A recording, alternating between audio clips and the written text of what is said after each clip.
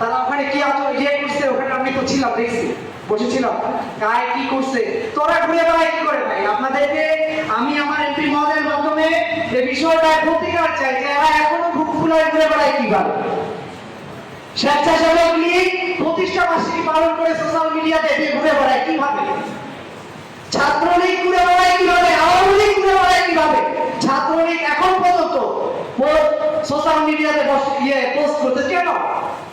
আমি এই বিষয়টা ওসি মহোদয়কে হোয়াটসঅ্যাপে দিয়েছি। তারা ওখানে কি ইয়ে করছে, ওখানে আমি তো ছিলাম, দেখছি, বসেছিলাম, কায় কি করছে, তোরা ঘুরে বেড়ায় কি করে ভাই? আপনাদেরকে আমি আমার এমপি মহোদয়ের মাধ্যমে এই বিষয়টা প্রতিকার চাই যে এরা এখনো বুক ফুলায় ঘুরে বেড়ায় কিভাবে। স্বেচ্ছাসেবক লীগ প্রতিষ্ঠা বার্ষিকী পালন করে সোশ্যাল মিডিয়াতে ঘুরে বেড়ায় কিভাবে? ছাত্রলীগ ঘুরে বেড়ায় কিভাবে? আওয়ামী লীগ ঘুরে বেড়ায় কিভাবে? ছাত্রলীগ এখন পর্যন্ত সোশ্যাল মিডিয়াতে পোস্ট করতে কেন?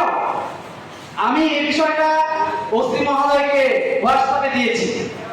ফারাক হবে, ফ্যাসিবাদ তত শক্তিশালী হিসেবে বাংলাদেশে অবস্থান করবে।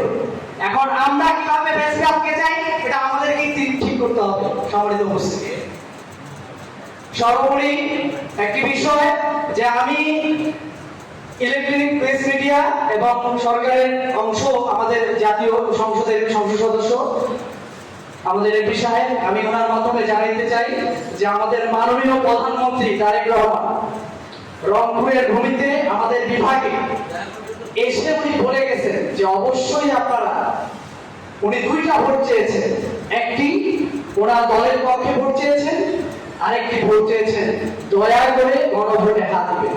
এটা সোশ্যাল মিডিয়াতে এখন পর্যন্ত রয়েছে। আমার আহ্বান ওনার মাধ্যমে, ইলেকট্রনিক মিডিয়ার মাধ্যমে জানাইতে চাই যে অবশ্যই আমরা চাই আপনাদের সহযোগিতায় থাকবে। আমরা চাই জুলাই ৩৬শে জুলাই গণঅভ্যুত্থান থেকে যে সনদ স্বাক্ষর হয়েছে এটা যেন বাস্তবায়ন হয়। গণভোট ৭০% মানুষ যেখানে হ্যাঁ ভোটে গণভোট, এটা যেন বাস্তবায়ন হয়। এটা আপনি যত দ্রুত করবেন ততই বাংলাদেশে ফ্যাসিবাদীরা অবস্থান করতে পারবে না, তারা মত তৈরি করতে পারবে না। বাকি কেউ যদি উল্টাপাল্টা করতে চায় তারাও কিন্তু বন্ধ হয়ে যাবে। এখন এটা দায়ভার, যেহেতু রাষ্ট্র ক্ষমতায় আপনারা মেজরিটি পার্সনে রয়েছেন, আপনাদেরই দিতে হবে।